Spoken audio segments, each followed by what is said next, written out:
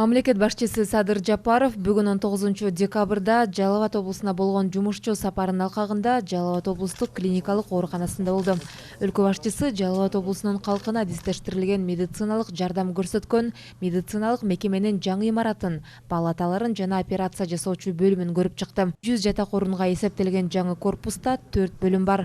Бул жаак-бет, лор, көз жана урология бөлүмдөрү. Ошондой эле Президент Жалал-Абад облустук клиникалык ооруканасынын жамааты менен жолугушуп баарлашты. Ал 2 жылдан бери эч нерсеге карабай коронавирус менен күрөшүп келе жаткан медицина кызматкерлеринин талыкпаган эмгегин белгиледи. Мамлекет башчысы бул жаатта кадрлардын жетишсиздигине, өзгөчө айылдарда үй-бүлөлүк дарыгерлердин жетишсиздигине токтолду. Көпчүлүгү айлык маянанын аздыгынан чет өлкөгө иштегени кеткен. Мамлекет кетип калгандарды мекенине кайтаруу үчүн айлык акыны дагы жогорулатууну пландаштырууда. Өлкө башчысы белгилегендей, келерки жылы бюджеттик тармакта иштегендердин, анын ичинде дарыгерлердин айлык акысын жогорулатуу пландалууда. Ал ошондой эле турак-жай менен камсыз кылуу маселесине токтолду.